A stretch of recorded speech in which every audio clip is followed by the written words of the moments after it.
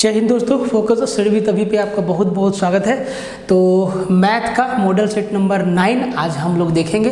तो थोड़ा सा गैप हो गया और गैप के पीछे का कहानी ये है कि हम लोग फुल लेंथ टेस्ट सीरीज पे काम कर रहे हैं, प्लस सिलेबस में भी कोर्स में भी आपको वीडियो देना है। तो उधर का काम थोड़ा सा रुका हुआ था, इसी के चलते कि इसको थोड़ा सा आगे बढ़ा लिया जाए, क्योंकि लोग हम लोग दो ही हैं, हम और एक अभिषेक सर। तो ये जो गैप हुआ ना, इस बीच में आप लोगों के कई सवाल आए, तो थोड़ा सा समय लेके सारा का सारा डाउट को क्लियर कर देंगे, क्योंकि समय बहुत कीमती है आपके लिए भी और मेरे लिए भी, सबके लिए भी। ठीक है, तो देखिए सबसे पहले आते हैं टेस्ट पे। ठीक है, तो ये जो आपका 20 फुल लेंथ टेस्ट सीरीज है ना, प्लस 5 जीके जीएस का टेस्ट सीरीज, इस पे आपको अभिषेक सर काफ़ी जानकारी दे चुके हैं, मतलब सब कुछ बता चुके हैं। फिर भी हम आपको बता देते हैं कि ये जो 20 टेस्ट सीरीज है ना भाई, 20, ये ऐसा नहीं है कि आप 20 टेस्ट सीरीज लगा लिए तो भैया आपका सिलेक्शन हो जाएगा, ऐसा कतई नहीं सोचना है। चाहे आप कहीं भी टेस्ट सीरीज लगाइए, किसी का भी टेस्ट सीरीज लगाइए, कितना भी टेस्ट सीरीज लगाइए, वो जो आप टेस्ट सीरीज लगाते हैं ना, वो एग्जाम का पेपर नहीं है। एग्जामिनर क्या सवाल पूछेगा वो टेस्ट सीरीज में नहीं है।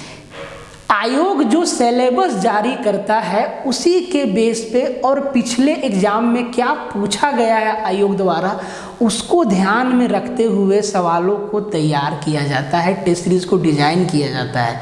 यही तरीका होता है टेस्ट सीरीज डिजाइन करने का, कि जो आयोग एग्जाम ले रही है वो अभी तक किस ढर्रे पे सवाल को पूछते आई है, क्या सवाल का लेवल है, कौन कौन सा एरिया से वो सवाल पूछ रही है। हर एक सब्जेक्ट में, चाहे वो जीके जीएस हो, चाहे वो साइंस हो, चाहे वो मैथ हो, चाहे वो रीजनिंग हो, चाहे वो कंप्यूटर हो, हर कुछ तो इस बात को ध्यान में रखते हुए सवाल को डिजाइन किया जाता है। ऐसा नहीं कि आयोग क्या सवाल पूछेगा उसी सवाल को हम टेस्ट में डाल दें, ऐसा तो है नहीं और ऐसा होता भी नहीं है, होना भी नहीं चाहिए, नहीं तो गलत बात है। ठीक है, तो आपको टेस्ट सीरीज लगाने से फ़ायदा क्या होगा? फिर देखो फ़ायदा क्या होगा ना, कि जितना सिलेबस है ना, सिलेबस का जो सर्कल है ना, वो आपका कंप्लीट हो जाएगा।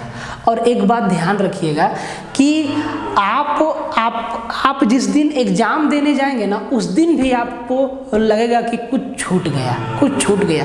ये लगना चाहिए, ये लगना अच्छी बात है अगर आप जम के पढ़ रहे हैं तो। ये सबको लगता है, सिलेक्शन होने जिसका सिलेक्शन हो गया है उससे भी आप पूछेंगे क्या आपको उम्मीद था, तो वो भी इसी तरीके का बात बोलेगा कि सर मेरे पास 2-3 महीना का टाइम था, जो भी हो सका सिलेबस के हिसाब से, ध्यान देना बात को, सिलेबस के हिसाब से हम चीज़ों को कंप्लीट किए। ठीक है, तो आपको भी इसी मोड पे काम करते रहना है और टेस्ट सीरीज लगाइए। और कैसे लगाइए देखिए। अब कुछ लोगों का सवाल क्या है कि सर कैपिटल करेंसी से हर सेट में सवाल डालिए, राजधानी से हर सेट में सवाल डालिए। भाई नहीं डालेंगे, कोई मतलब नहीं बनता है। अगर हम एक टेस्ट में कैपिटल करेंसी से सवाल डालें, इसका मतलब आपको समझ जाना है कि कैपिटल करेंसी कंप्लीट कर लेना है हमको। और अभिषेक सर आपको इस तरीका का जीके जीएस का, स्टैटिक जीके जीएस का क्लास जो है यूट्यूब पे देना स्टार्ट कर दिए हैं। ठीक है, अगर हम एक सेट में बांध से सवाल पूछ लिए हैं, या झील से सवाल पूछ लिए हैं, या अभयारण्य से सवाल पूछ लिए हैं, तो इसका मतलब ये है कि आपको वो पूरा पोर्शन कंप्लीट कर लेना है। ठीक है, तो इस तरीका से हम लोग टेस्ट को डिजाइन कर रहे हैं कि हर एक सेट में हर एक टाइप के सवाल को कवर किया जा सके। अब अगर हम एक ही तरीका का सवाल हर सेट में रखेंगे, तब फिर टेस्ट सीरीज का कोई मतलब नहीं हुआ। कैपिटल करेंसी सब में डाल दिए, फेमस पर्सनालिटी सब में डाल दिए, स्टैटिक जीके का एक ही पोर्शन सब टेस्ट में डाल दिए, वैसा नहीं होता है। आप मतलब समझिए, इसका मतलब क्या है। ठीक है, तो जो भी स्टैटिक जीके का पार्ट है ना, वो अभिषेक सर जो है आप लोग को यूट्यूब पे डालना स्टार्ट कर दिए हैं, और वो धीरे धीरे सब डाल देंगे। लेकिन आप अपने तरफ से बेजोड़ मेहनत करिए एकदम। स्टैटिक का जितना भी पोर्शन है उसको रट जाइए, चाट जाइए, घोल के पी जाइए, जैसे करना हो कंप्लीट कर लीजिए। ये बात अब ध्यान रखिएगा। ठीक है, अब देखिए, अब कुछ लोग का कमेंट आया कि सर चैनल छोड़ दिए क्या? अरे फिर चैनल कैसे छोड़ देंगे, ये तो जान है, जान को छोड़ा नहीं जाता है, ये तो जीवन है, कैसे छोड़ देंगे इसको? ठीक है, तो काम कर रहे थे इस पे ना, और अभी भी काम कर रहे हैं, बहुत काम है। टेस्ट, एक एक टेस्ट पेपर को तैयार, एक एक सवाल को तैयार करने में समय लगता है, समझे, समय लगता है, एटलीस्ट छांटने में समय लगता है। सवाल तो बहुत है भाई, इतना सवाल है, इतना एग्जाम का सवाल है कि मत पूछो, लेकिन जैसे तैसे नहीं ना दे देंगे, उसको एक लॉजिकल वे में सजाना होगा। हर एक सवाल में आपका डिटेल एक्सप्लेनेशन है, हिंदी इंग्लिश दोनों में है, तो वहाँ से भी आपको फ़ायदा मिलेगा। तो तरीका आप समझ पाएँ क्या हम आपको समझाना चाह रहे हैं, ठीक है। अगर ज़्यादा लेक्चर देंगे वीडियो लंबा हो जाएगा, ठीक है। तो हम लोग सीधा आते हैं मुद्दा पे, और ये सारा का सारा इन्फॉर्मेशन तो आपको मालूम है। बाकी बात देखिए, टेलीग्राम का चैट बॉट ऑन है, ऐप का चैट आपके लिए ओपन है। अभिषेक सर का फ़ोन नंबर दिया हुआ है, किसी भी तरीका का टेस्ट के रिगार्डिंग या कोई भी कोर्स के रिगार्डिंग आपको जानकारी लेना है तो डायरेक्ट या तो आप टेलीग्राम पे मैसेज भेजिए, या आप व्हाट्सएप पे, या फ़ोन से डायरेक्ट बात करिए, ठीक है, कोई दिक्कत नहीं, एकदम आराम से तरीका से तैयारी करिए, समय है अभी, ठीक है। तो इन सब के बारे में तो आपको जानकारी है। और भाई रीजनिंग वाला भाई लोग थोड़ा सा स्लो हो गए हैं टेस्ट के चलते, लेकिन छोड़ेंगे नहीं, बहुत जल्दी इसको कंप्लीट कर देंगे, ठीक है, टेंशन नहीं लेना है। तो एक सवाल, एक एक सवाल को ध्यान से देखिएगा, शुरू से लेके आखिरी तक चीज़ों को समझिएगा। और भाई ज़्यादा इधर उधर झांका झांकी मत करो, एक लाइन में सुन लो, सेल्फ स्टडी पे बेजोड़ फोकस करो, सेल्फ स्टडी पे सबसे ज़्यादा फोकस करो, सेल्फ स्टडी पे। ये भाई पढ़ल रहेगा तब ना तुम वहाँ बनाओगे। अब तुम सिर्फ रात दिन टेस्ट लगाओगे, टेस्ट लगाओगे, टेस्ट लगाओगे, तो टेस्ट का सवाल वहाँ थोड़ी ना मिलेगा, सब सवाल नहीं ना मिलेगा भाई। अरे एक आध सवाल आ गया तो आ गया, सब तो नहीं आएगा। तो ये चीज़ ध्यान दो हमेशा, सेल्फ स्टडी सबसे बढ़िया है, सेल्फ स्टडी बेस्ट स्टडी होता है, ठीक है। तो ये चीज़ आपको ध्यान देना है कि सेल्फ स्टडी पे ज़्यादा से ज़्यादा जोर दो, ज़्यादा से ज़्यादा पढ़ो, हर एक सेक्शन में, चाहे आपका लैंग्वेज पेपर हो, चाहे वो आपका जीके जीएस हो, चाहे मैथ हो, चाहे रीजनिंग हो, चाहे कंप्यूटर हो, हर एक चीज़ को फोकस करो। हाँ, जहाँ नहीं समझ में आता है सहारा लो ना भाई, लेकिन सेल्फ स्टडी पे ज़्यादा से ज़्यादा ध्यान दो। ऐसा नहीं कि हर दिन रात में जीके जीएस का क्यूज़ देख रहे हैं, एमसीक्यू देख रहे हैं, सूत के बैठ के, कोई फ़ायदा नहीं है, ठीक है। उससे ज़्यादा पढ़ने पे ध्यान दो, पेपर पे ध्यान दो, ठीक है। तो एक एक सवाल को देखिएगा, शुरू से लेके आखिरी तक समझेंगे। पहला सवाल जैसे आपके सामने आया, वीडियो को पॉज मारिएगा और खुद से लगाइएगा, उसके बाद सॉल्यूशन को देखिएगा। और अभी लेटेस्ट सवाल है सब, जो अभी लेटेस्ट सवाल पूछा जा रहा है। देखो, अपडेटेड रहना बहुत ज़रूरी है। ऐसा नहीं कि एक ऐसे बुक को धर लिए जो 20 साल पहले अपडेटेड है और वही कंटेंट अभी तक चल रहा है। कंसेप्ट मिल सकता है, सवाल नया नया वहाँ नहीं मिलेगा, ठीक है, ध्यान दो। कहता है सवाल कि 4 सेंटीमीटर व्यास वाले वृत्त का केंद्र O है तथा OABC एक वर्ग है। यदि छायांकित भाग का क्षेत्रफल वर्ग के क्षेत्रफल का 1/3 है तो वर्ग की भुजा ज्ञात करिए। कितना आसान सवाल है, जैसे ही सवाल आया सॉल्यूशन आपके दिमाग में घूम जाना चाहिए, बस लिखना बाकी है। और कितना लिखना है हम आपको बार बार कहते हैं कि उल्टा पलटा पेन चलाने से कोई फायदा नहीं है। समझिए, अभी आपको हम एक कंसेप्ट बताएंगे, मज़ा आ जाएगा। बोला है कि यहाँ पे आपको एक चीज़ बता दिया है कि जो सर्कल का जो डायमीटर है ना, वो 4 सेंटीमीटर है। डायमीटर मतलब इस छोर से इस छोर तक सेंटर से होते हुए, अगर व्यास 4 सेंटीमीटर है तो रेडियस 2 सेंटीमीटर होगा।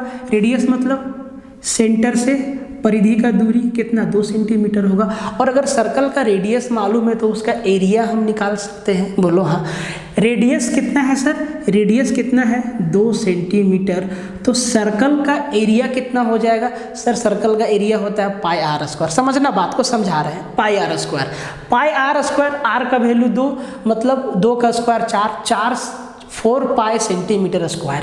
क्योंकि ऑप्शन में हमको पाई 2 जगह दिख रहा है तो पाई को तोड़ने का कोशिश हम नहीं करेंगे, ठीक है। तो इसका एरिया कितना हो जाएगा? 4 पाई सेंटीमीटर स्क्वायर।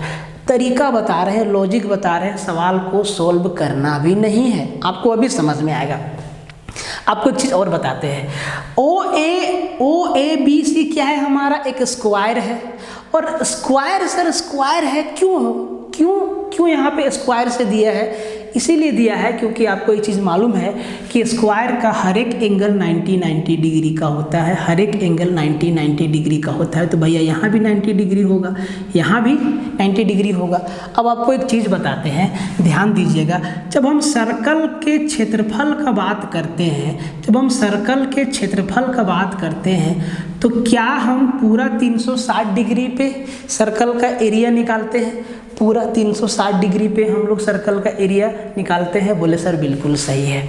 अब ध्यान दीजिएगा, हम आपको समझाना क्या चाहते हैं जिससे लोग जो है ना ऐसा सवाल को बिना पेन उठाए कर देगा। कैसे समझना, बात को समझ में आ जाएगा। अगर हम इसको 4 बराबर भाग में बांट दें तो क्या ये हर एक पार्ट 90 का नहीं हो जाएगा? बिल्कुल। अगर पूरा का एरिया 4 पाई आर स्क्वायर है, पूरा का एरिया 4 पाई आर स्क्वायर है, पूरा का एरिया जो है क्षेत्रफल जो है 4 पाई सेंटीमीटर स्क्वायर है, 4 पाई सेंटीमीटर स्क्वायर है, तो क्या हर एक भाग पाई सेंटीमीटर स्क्वायर नहीं हो जाएगा? पाई सेंटीमीटर स्क्वायर नहीं हो जाएगा, पाई सेंटीमीटर स्क्वायर नहीं हो जाएगा, पाई सेंटीमीटर स्क्वायर नहीं हो जाएगा। कंसेप्ट का बात है, हर एक भाग, इसीलिए 90 डिग्री पे आसान हो गया। यहाँ पे हर एक हिस्सा पाई जोड़ दीजिए, 4 पाई सेंटीमीटर स्क्वायर निकल गया एरिया। मतलब ये जो मेरा छायांकित भाग है, ये वाला पार्ट, इसका एरिया जो है पूरा वर्ग के क्षेत्रफल का 1/3 है, पूरे वर्ग के क्षेत्रफल का 1/3 है। तो भैया इसका एरिया कितना है? तो सर पाई सेंटीमीटर स्क्वायर। इसका मतलब 1/3 का वैल्यू कितना है? पाई सेंटीमीटर स्क्वायर। अगर 1/3 का 1/3 पाई सेंटीमीटर स्क्वायर है तो सर पूरा वर्ग का क्षेत्रफल कितना हो जाएगा? बोलेंगे सर 3 पाई सेंटीमीटर स्क्वायर। ये पूरा वर्ग का क्षेत्रफल हो गया। वर्ग का भुजा पूछा है हमसे, क्या पूछा है? भुजा पूछा है।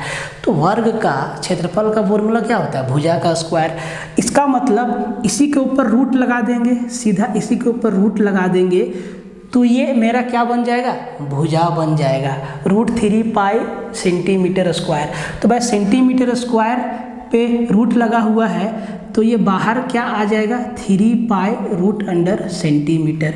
ये क्या हो गया? एक भुजा हो गया। एकदम सिंपल सा सवाल है, पेन भी नहीं लगाना है, ठीक है। लॉजिक समझिए, ठीक है। ये बात आपको समझ में आया? कितना अच्छा सवाल है। एकदम वीडियो को पॉज मारिए, खुद से लगाइए। और भाई जितना लोग कोर्स में इनरोल है, 400, 500, 600 के आसपास लोग सभी कोर्स में इनरोल है, तो भाई टेस्ट सीरीज एकदम कायदे से लगाना। और अगर आपने अभी तक परचेज़ नहीं किया है तो टेस्ट सीरीज आप लोग के लिए परचेज़ करना बहुत ही आवश्यक है। और अगर मेहनत अच्छा लगे ना तो काम को थोड़ा फैलाओ, लोगों तक पहुंचाओ, ठीक है। एक एक चीज़ को थोड़ा फैला दो। और मॉडल सेट आप लोग के लिए जितना कुछ किया जा रहा है ना, सबको फॉलो करो, बहुत फ़ायदा होगा, ठीक है। देखो कहता है कि एक 35 सेंटीमीटर ऊंची बाल्टी पानी से भरी है। नीचे वाली त्रिज्या 12 सेंटीमीटर तथा ऊपर वाली 18 सेंटीमीटर है। यदि इस बाल्टी का पानी किसी बेलनाकार बर्तन में डाला जाता है जिसकी त्रिज्या 20 सेंटीमीटर है, ज्ञात कीजिए कि पानी की ऊंचाई बेलनाकार बर्तन में क्या होगी। या इसी सवाल को ऐसे पूछ सकता था कि उस बेलन का ऊंचाई क्या होगा जिसमें बाल्टी का पानी पूरी तरीक़ा से भर जाएगा। बात दोनों बराबर है। अगर एक बाल्टी का पानी एक बेलनाकार बर्तन में पूरी तरीक़ा से भर जाता है, इसका मतलब ये है कि दोनों बर्तन का आयतन बराबर है। अब आयतन बराबर है, देखिए थोड़ा सा फिगर से आपको हम समझा दे रहे हैं, समझिएगा। तो भाई ऐसा बाल्टी होता है, ये हमारा बाल्टी है, ठीक है। बाल्टी में 2 रेडियस होता है, एक बड़ी रेडियस और एक छोटी रेडियस। और ये हमारा बेलनाकार बर्तन है, ठीक है। ये हमारा बेलनाकार बर्तन है ऐसे, ठीक है। और बेलनाकार शेप का कोई भी फिगर होगा सिलेंडर शेप का, इसका ऊपर नीचे रेडियस बराबर होता है, ठीक है। अब ध्यान दो, थोड़ा सा ध्यान देना। यहाँ का रेडियस हम माने बड़ा आर, बाल्टी का बड़ा रेडियस बड़ा आर और छोटा रेडियस छोटा आर, और बेलन का रेडियस मान लिए हम R1, ठीक है। अब इन दोनों बर्तन का आयतन बराबर है, आयतन बराबर है, ठीक है। मतलब इसमें जितना पानी है इसमें आ जाना है। तो भैया आयतन बराबर है, तो भैया फॉर्मूला को बस लिख देना है और सोल्व कर देना है, और तरीका से सोल्व करना है क्योंकि कैलकुलेटिव होगा। अब देखिए बाल्टी के आयतन का फॉर्मूला क्या होता है, 1/3 पाई h इंटू बड़ा आर स्क्वायर प्लस छोटा आर स्क्वायर प्लस बड़ा आर गुना छोटा आर।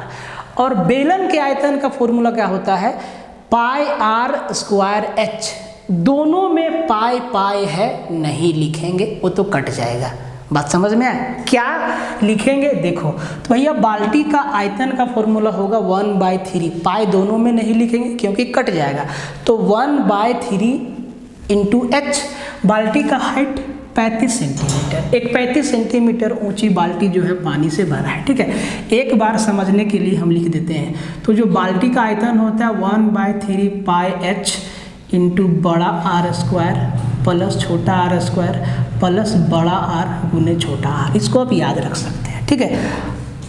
इसका हाइट मानते हैं बड़ा वाला h, ठीक है, समझने में सुविधा होगा, और इसका हाइट छोटा वाला h से डिनोट किए। बराबर क्या है, बेलन का आयतन। बेलन का आयतन क्या होता है, पाई r1 स्क्वायर h, ठीक है। अब देखो ये पाई से पाई तो हमारा उड़ जाएगा ना, ये पाई से पाई हमारा उड़ जाएगा, इसको तो लिखना ही नहीं था, लेकिन फॉर्मूला याद रहना भी जरूरी है, ध्यान से समझना। अब देखो सीधा सब कुछ यहाँ पे रख देना है, तो 1/3 हाइट कितना है 35 इंटू आर स्क्वायर, बाल्टी का बड़ा वाला रेडियस 18 सेंटीमीटर, 18 का स्क्वायर 324 प्लस छोटा आर स्क्वायर 12 का स्क्वायर 144 प्लस बड़ा आर इंटू छोटा मतलब 12 गुने 18। कैलकुलेशन पर विशेष ध्यान देना है। अब 12 गुना 18, या तो 18 को 12 बार मल्टीप्लाई कर लो या 12 को 18 बार बाद बराबर है। तो हम 18 को पहले 10 बार, 18 × 180, फिर 18 को 2 बार, 18 दूना 36, 180 और 36 216, सीधा लिख देंगे 216 सेंटीमीटर क्यूब। क्यूब होगा नहीं लिखेंगे उसको, वो भी दोनों साइड कट जाएगा, ठीक है। अब जरा ध्यान दो, बराबर क्या है आर स्क्वायर r1 स्क्वायर, तो भैया इसका r जो हमारा बेलनाकार बर्तन है उसका रेडियस कितना है 20 सेंटीमीटर, तो 20 का स्क्वायर कितना 400 गुना हाइट तो हमसे पूछा है, हाइट हमसे पूछा है, यही आपका कैलकुलेशन आएगा। अब आप इसको जितना देर में जितना जल्दी सॉल्व करना चाहें, ये आपके क्षमता के ऊपर डिपेंड करता है। ओवरऑल आपको कंसेप्ट समझा दिए, ठीक है। अब देखिए कैसे करना है, ध्यान दो। सबसे पहले इसको जोड़ो, कैसे जोड़ो, 200 और एक 300, 200 और एक 300, 300 और 300 600, 600 24 और 16 24, कहीं हम गलत तो नहीं लिख दिए, 24 और 16 आपका हो गया कितना 40 और 44 84, 684, मतलब ये हो गया 1/3 इंटू 35 इंटू 684 बराबर 400 इंटू h, यही ना हुआ। अब यहाँ से किसका वैल्यू आएगा, h का वैल्यू आएगा, निकाल लीजिए। जैसे आपको कैलकुलेशन करना है आप कर सकते हैं। देखो ये 684 ना 3 से जाएगा, 8 6 14, 14 और 4 18, 18 3 का मल्टीपल है, ये जाएगा, ठीक है। तो इसका हाइट आप ना, इसका हाइट कितना आएगा आप इसका आंसर कमेंट करिए, आप इसका आंसर कमेंट करिए कि इसका आंसर कितना आएगा। एकदम ध्यान से सब कुछ कर दिए हैं, बस आपको कैलकुलेशन करना है, ठीक है। ये कितना बढ़िया सवाल है, पॉलीगन से सवाल है, पहले खुद से बनाइए उसके बाद सॉल्यूशन देखिएगा और कमेंट में आंसर जरूर लिखिएगा। कहता है कि एक नियमित बहुभुज में 20 विकर्ण है, 20 डायगोनल है इस पॉलीगन में जो एक वृत्त के अंदर बनाया गया है, सर्कल के अंदर एक पॉलीगन बनाया गया है। बहुभुज का क्षेत्रफल 144√2 सेंटीमीटर स्क्वायर है, तो वृत्त का क्षेत्रफल क्या होगा। तो भैया सर्कल का एरिया पूछा है, रेडियस निकालना होगा। अब रेडियस कैसे निकलेगा ये ध्यान दो, समझाते हैं, समझना। तो सर्कल के अंदर पॉलीगन बनाना है, तो पॉलीगन बना के फिर बाहर से सर्कल बनाना मेरे लिए टफ है, तो हम लॉजिक लगाएंगे। कैसे बनाएंगे जरा ध्यान से देखना। ये हम सर्कल बना लिए और सर्कल के अंदर पॉलीगन बनाएंगे, बहुभुज बनाएंगे, तो पहले ये तो जान ले कि बहुभुज में भुजा कितना है। तो भुजा कैसे निकलेगा, विकर्ण दिया हुआ 20 विकर्ण है। तो भैया नंबर ऑफ डायगोनल का फॉर्मूला हम आपको क्या बताएं, नंबर ऑफ डायगोनल का फॉर्मूला हम आपको बताए हैं n इंटू n माइनस 3/2। अब नंबर ऑफ डायगोनल बराबर n इंटू n माइनस 3/2। देखो कम सवाल बताएंगे, समझा के बताएंगे आज, ठीक है, आज अटैकिंग मोड में नहीं है। Number of diagonal n into n minus 3/2। तो भैया नंबर ऑफ डायगोनल कितना दिया हुआ है, 20 बराबर n इंटू n माइनस 3 और बट्टा में 2। तो इस 2 को हम इधर मल्टीप्लाई कर देंगे, इधर हम 2 को, तो ये 20 दूना क्या हो जाएगा, 40 हो जाएगा। तो ये n क्या है, n ही तो हमारा नंबर ऑफ साइड्स है। तो अब देखो, अब जब इसको ध्यान से देखोगे तो ये आपको क्वाड्रेटिक इक्वेशन में ले जाएगा, जाना नहीं है। यहीं से आप n का वैल्यू निकालो, इधर 40 है। अब हम n को दो ऐसे फैक्टर में तोड़ देंगे ना कि हमें साइड मिल जाएगा। अगर हम n का वैल्यू देखो, आप n का वैल्यू यहाँ क्या रखो कि दोनों साइड बराबर हो जाएगा। तो 40 का हम 2 फैक्टर कर सकते हैं, 8 × 40, ठीक है। इधर 8 और यहाँ 8 में 3 गया तो 5, 8 में 3 गया तो 5, मतलब 8 भुजा है बहुभुज में। अब जो सर्कल के अंदर जो पॉलीगन बना है ना, उसका 8 साइड है। अब साइड डिसाइड हो गया तो हम पॉलीगन बना सकते हैं। अब देखो कैसे बनाएंगे, ये हमारा सर्कल को ऐसे 4 भाग में बांट दिए, ठीक है, 2 ऐसे और लगा दिए, 6 हो गया, और 2 ऐसे और लगा दिए, 8 हो गया। अब देखो 8 भाग में कैसे बनाते हैं, ध्यान दो, पॉलीगन कैसे बना है, ऐसे ऐसे। ये भाई आसान सवाल नहीं है, ठीक है, ये सवाल आसान नहीं है, थोड़ा ध्यान से, थोड़ा सब्र से देखो। ऐसे बहुभुज बना है, ठीक है, ऐसे। ये 8 भुजा है, इसमें कितना भुजा है, 8 भुजा है।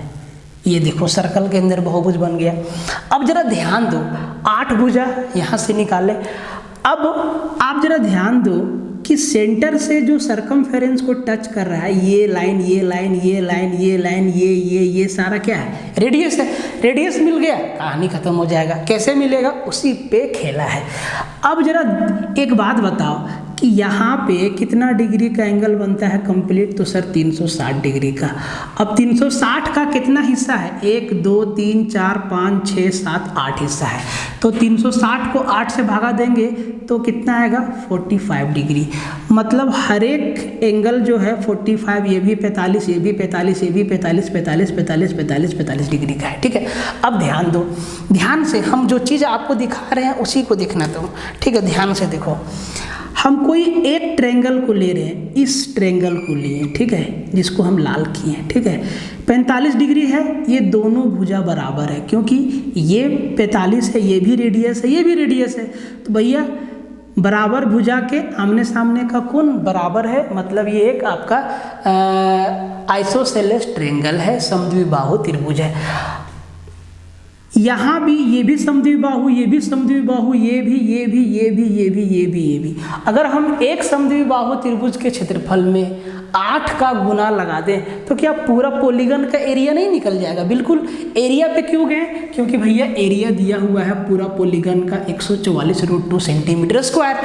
अब यहाँ पे हमको जो समद्विबाहु त्रिभुज दिख रहा है उसका भुजा नहीं दिख रहा है। ये R है, ये R है, लेकिन वैल्यू नहीं दिख रहा है, लेकिन एंगल दिख रहा है 45 डिग्री। कैसे निकालेंगे? देखो, तो जब एंगल दिया हो और आपका जो है समद्विबाहु हो तो भैया आप याद रखिएगा 1/2 × sin 45 डिग्री। 45 के साथ साइन लगा दिए, आप कोस भी लगा सकते हो, कोई दिक्कत नहीं है, इंटू भुजा का स्क्वायर। भुजा तो हमारा R है, तो भैया R का स्क्वायर। ये एक ट्रायंगल का एरिया हो गया। ऐसा 8 ट्रायंगल है तो पूरा पॉलीगन का एरिया बराबर 144√2 सेंटीमीटर स्क्वायर। यहाँ से हमको क्या मिल जाएगा? आर का वैल्यू, रेडियस मिल जाएगा, एरिया खटाक से निकाल देंगे। अब जरा ध्यान से देखो, साइन 45 डिग्री को हम क्या लिख दे, 1/√2। बोलो, तो साइन 45 डिग्री के जगह पे हम क्या लिख सकते थे, 1/√2, लेकिन आपको फॉर्मूला का भी दर्शन कराना जरूरी था। अब भैया 2 से 4 बार में और 4 से 4 तिहाई 12, 4 छक 24, 36 √2 इंटू √2, 36 दूना 72, आर स्क्वायर बराबर कितना, 72 सेंटीमीटर। अब आर स्क्वायर का वैल्यू 72 सेंटीमीटर, रेडियस का वर्ग जो है 72 सेंटीमीटर हमको मिला। क्षेत्रफल निकाल दीजिए, पाई आर स्क्वायर वृत्त का क्षेत्रफल, और आर स्क्वायर का वैल्यू कितना, 72, तो 72 पाई सेंटीमीटर स्क्वायर किस में है, बी हमारा ऑप्शन हो गया। आसान नहीं था, समझ गए तो तुरंत बन जाएगा। अब कहाँ कहाँ फंस सकते थे, यहाँ पे आपको क्वाड्रेटिक इक्वेशन बना देते आप यहाँ पे टाइम दे देते। आप यहाँ पे देखते कि ये हमारा जो है समद्विबाहु त्रिभुज बन रहा है, ऐसा 8 समद्विबाहु त्रिभुज बन रहा है। तो ये इसका कोई भी साइड नहीं दिया हुआ है, एंगल दिया हुआ है, एंगल वाला फॉर्मूला ये है, ठीक है। यहाँ से हम रेडियस निकाले, यहाँ पे बिठा दिए, आंसर तक पहुँच गए। बात समझ में? देखिए, एग्जामिनर जब ऐसे सवालों को घुमा देगा, एकदम आसान सवाल है, घुमा दिया है लैंग्वेज से, समझिएगा। पहले खुद से बनाना, फिर आप सॉल्यूशन देखना, और आंसर कमेंट में ज़रूर करना। और भाई मेहनत आप लोग के लिए हम लोग कर रहे हैं, अभिषेक सर और हम मिल के, ठीक है। तो भाई एक एक चीज़ को फैलाने में सहयोग करना, क्योंकि आपका सपोर्ट सबसे ऊपर है, ठीक है। कहता है कि यदि संख्या 23P62971335, एक बार मिला लेते हैं, 23P62971335 सबसे छोटी विषम भाज्य संख्या से विभाजित है। विभाज्य है, क्या बोला है, सबसे छोटी विषम भाज्य संख्या से विभाज्य है, तो 3p² + 4√p का मान क्या होगा। अब यही चीज़ आपको समझ में नहीं आएगा कि सबसे छोटी विषम भाज्य संख्या, स्मॉलेस्ट कंपोजिट ऑड नंबर, ये है क्या। अब सबसे पहले तो फंसेंगे, यहीं फंसने नहीं देंगे, आपको हम कंसेप्ट बताते हैं। आपको हम कंपोजिट नंबर और प्राइम नंबर का कंप्लीट कंसेप्ट आपको हम नंबर सिस्टम में दिए हैं, यहाँ भी आपको हम समझाते हैं, ध्यान से देखो। तो हम यहाँ पे लिखे हैं, देखो, एक ना तो प्राइम नंबर है, ना ही कंपोजिट है, ना ही भाज्य है, ना ही अभाज्य है। तो 2 3 5, अच्छा 2 3 4 5 6 7 8 9 और 10। अब आप ध्यान से देखिए, 2 3 5 7, ये तो सारा का सारा प्राइम नंबर है। हमें चाहिए कंपोजिट नंबर, सबसे छोटी विषम भाज्य संख्या। अब देखो, 4 भी हमारा कंपोजिट है, 4 भी हमारा कंपोजिट नंबर भाज्य संख्या है, लेकिन विषम नहीं है। 6 भी हमारा भाज्य है, लेकिन विषम नहीं है। 8 भी हमारा भाज्य है, लेकिन विषम नहीं है। 9 भी हमारा भाज्य है और विषम भी है। मतलब ये सीधा कह रहा है, इनडायरेक्टली घुमा के, कि ये जो संख्या है ना 9 से डिविजिबल है। तो P का वैल्यू यहाँ पे रख के आंसर बता दीजिए। ये सवाल ऐसे भी कह सकता था कि ये जो संख्या है ये 9 से विभाज्य है, तो भैया इसका वैल्यू बता दीजिए, लेकिन वो घुमा दिया। क्या बोला, संख्या सबसे छोटी विषम भाज्य संख्या, स्मॉलेस्ट ऑड कंपोजिट नंबर, तो वो क्या है, 9 है। अब आप समझ गए, मतलब ये संख्या 9 से डिविजिबल है, तो भैया 9 का डिविजिबिलिटी रूल आप लगा दीजिए। एक बार हम यहाँ पे आपको समझने के लिए लिख देते हैं, 1 2 3 P62971335, ये 9 से डिविजिबल है, तो इसका डिजिट का सम भी 9 से डिविजिबल होना चाहिए। तो जहाँ जहाँ हमको डिजिट का सम 9 दिखेगा उसको काट देंगे। तो सबसे पहले सीधा 9 दिखा, 7 और 2 9 दिखा, 6 और 3 9 दिखा, फिर आपका 5 और 3 8 और 1 9, 5 3 8 और 1 9 दिखा, 3 और 2 5 प्लस यहाँ P बचा। अब अगर ये नंबर 9 से डिविजिबल है तो P कितना होगा सर, सीधा सा बात है 4 होगा। P कितना, 4 होगा। अब P का वैल्यू यहाँ पे रख दो, तो 3p², 4 का स्क्वायर 16, 16 तिहाई 48 हो गया, प्लस रूट p मतलब √4, 2 और 4 दूना 8 हो गया, 48 और 8 56 किधर गया, 56 आपका आंसर हो गया। तो अगर इस तरीक़ा से सवाल को घुमा देगा ना तो दिमाग का तोता उड़ जाएगा तुरंत। ठीक है, ये 2 सवाल जिसमें एग्जामिनर आपसे पूरा मज़ा ले लेगा। ठीक है, पहला सवाल है x² - 3x - 4 और x² + 5x - 4 और x² - 1 का HCF क्या होगा। और ये दूसरा सवाल है कि सबसे छोटी 6 अंकों की संख्या कौन सी है जो 53 से पूर्णतः विभाज्य है। अब एक बात बताइए, सबसे पहले इस सवाल को ध्यान से देखते हैं जिसको बनाने की आवश्यकता है ही नहीं। HCF निकालना आपको आता है, LCM HCF का कंसेप्ट हम आपको बताए हैं। कहता है तो भैया HCF हाईएस्ट कॉमन फैक्टर। ठीक है, तो x² - 3x - 4 और x² + 5x - 4 और x² - 1 में जो हाईएस्ट कॉमन फैक्टर होगा वही ना हमारा आंसर होगा। बोलो, ध्यान से देखो सवाल को, ऐसे नहीं कि हवा में बात हो रहा है, नहीं, ध्यान से देखो।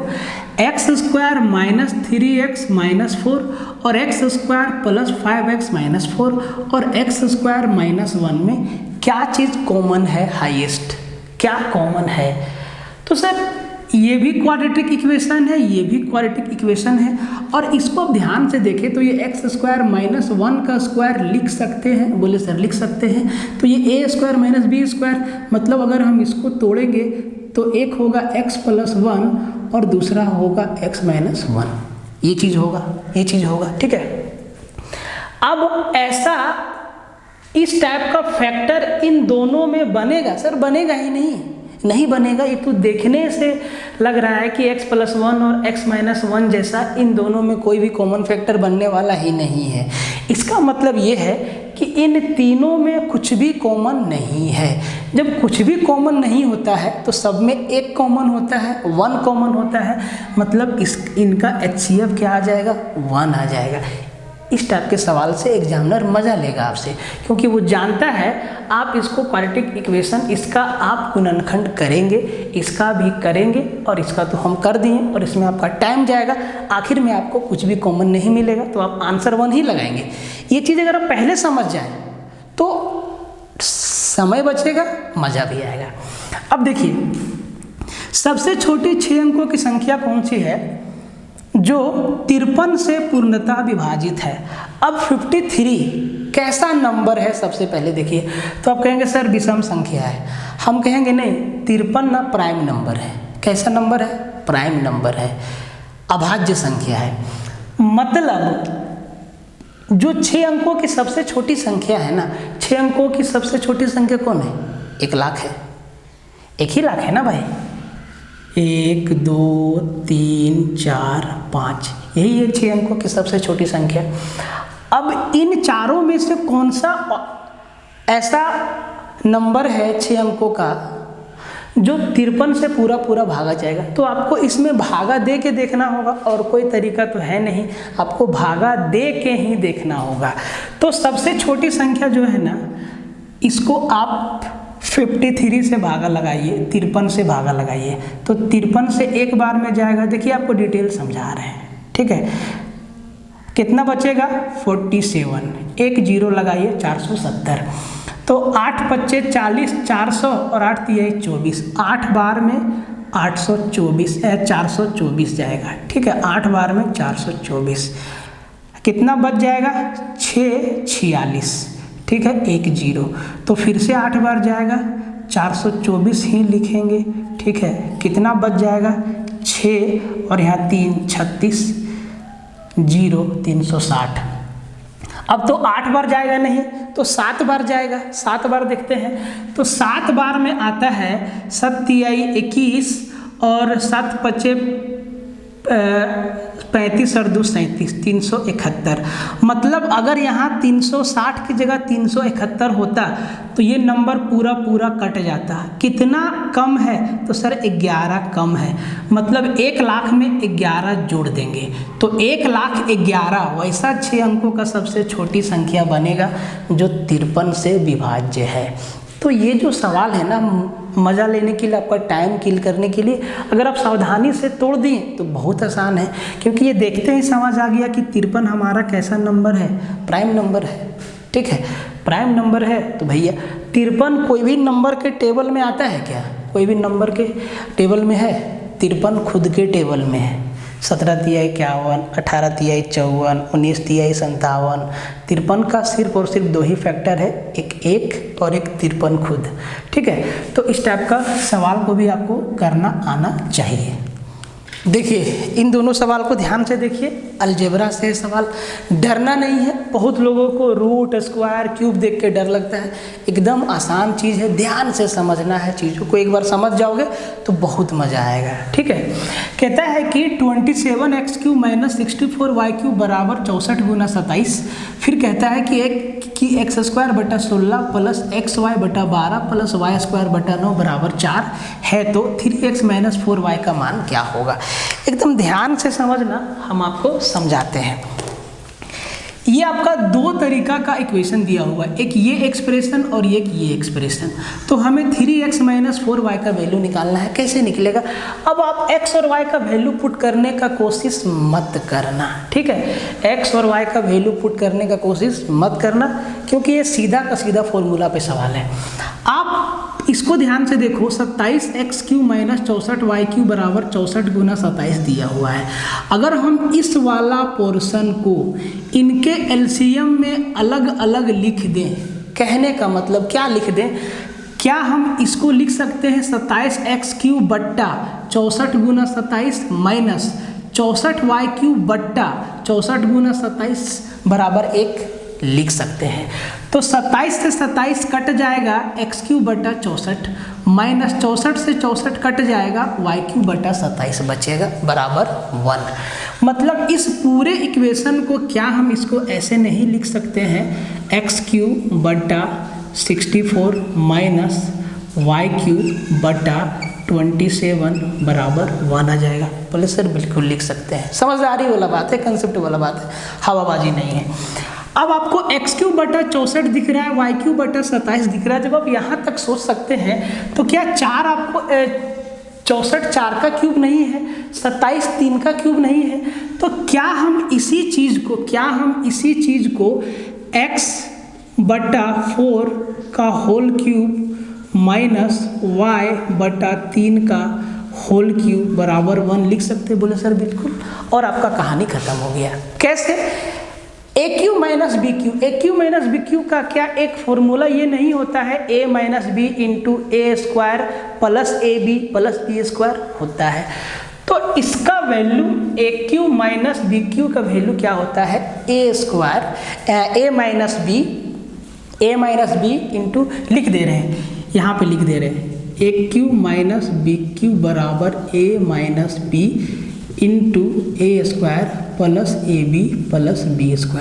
ये फॉर्मूला तो आपको याद होगा। ठीक है, अब जरा ध्यान से देखो, क्या ये वाला चीज़ दिया नहीं है, x² बटा 16 प्लस xy बटा 12 प्लस y² बटा 9, ये इसी फॉर्म में तो है, क्योंकि x बटा 4 और y बटा 3 माइनस का होल क्यूब करेंगे तो ये दोनों चीज़ आएगा। अब हम इसको क्या लिख सकते हैं, लिख के बता दे रहे हैं।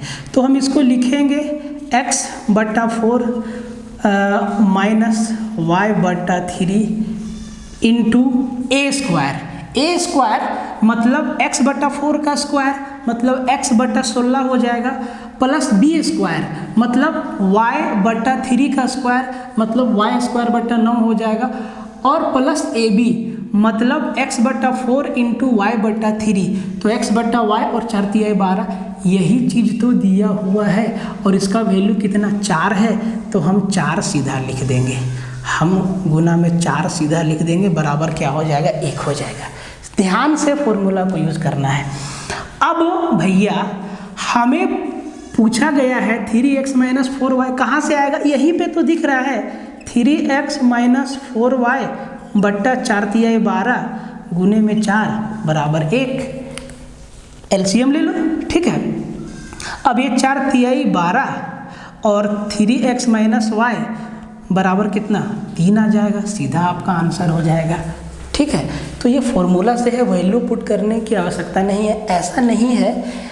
एक चीज़ आप इसमें सोच सकते हैं, आप सोचिएगा कि सर अगर हम x का वैल्यू 4 रख दें और y का वैल्यू 3 रख दें तो आंसर यहाँ तो आपका सेटिस्फाई कर जाएगा, लेकिन यहाँ पे x का वैल्यू 3 रखेंगे, y का तो ये हो जाएगा 4/4 1, 3/3 1 और 1 - 1 1 नहीं होता, 1 - 1 0 होता है, ठीक है। तो इस चीज़ का ध्यान रखना है।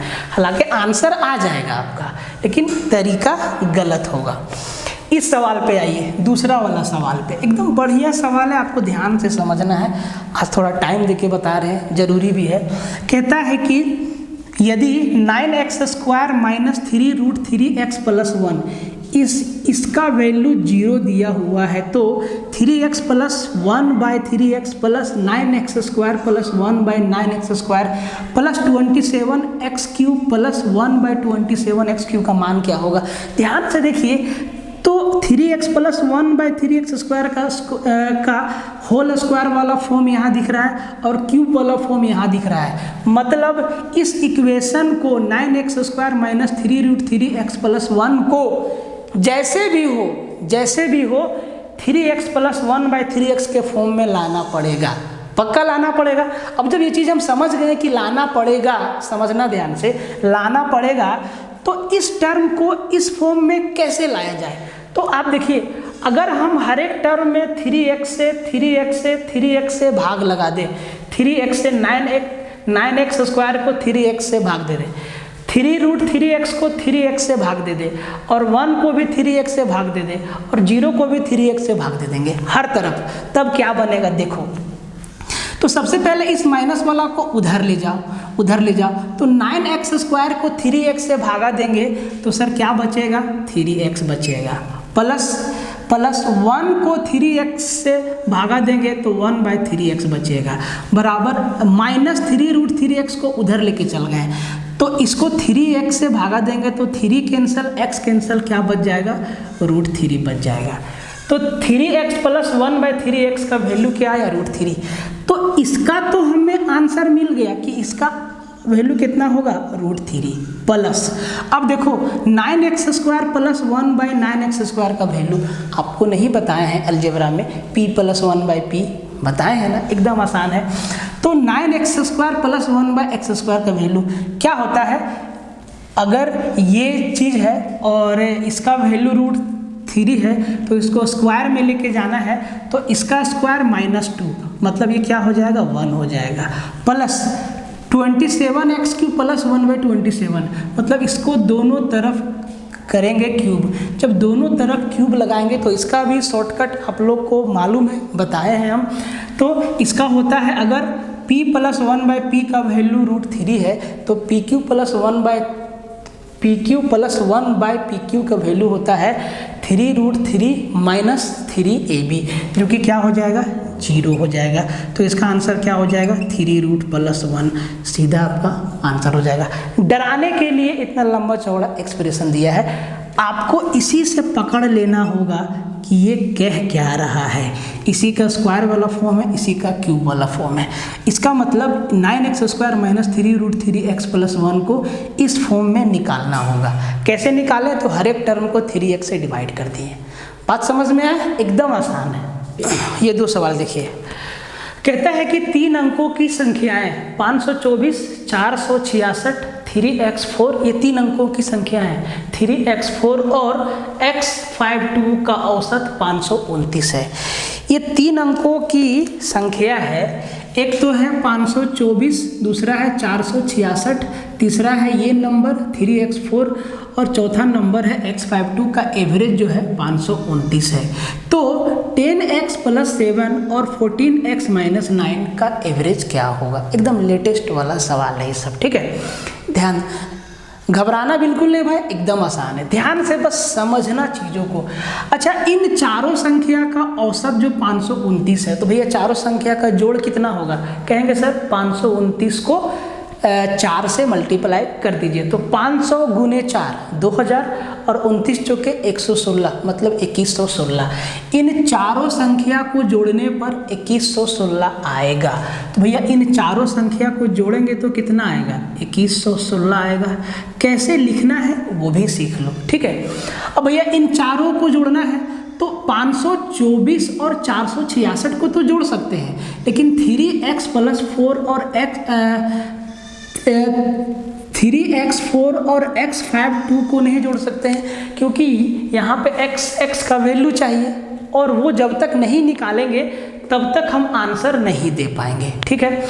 तो पहले इनको जोड़ लीजिए, 500 और 400 924 और 66 90। तो 524 और 466 990। तो भैया सबसे पहले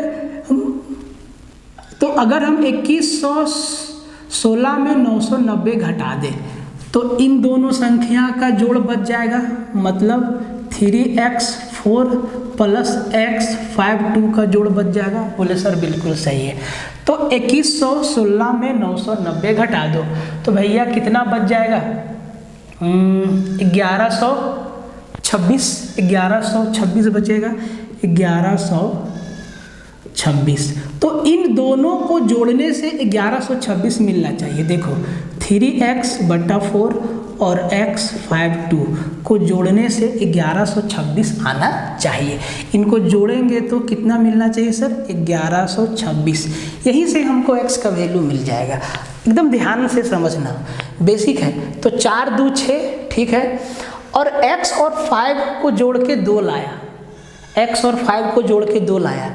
तो भैया x की जगह पर क्या रखेंगे कि इसको और इसको जोड़ के 2 लाएंगे।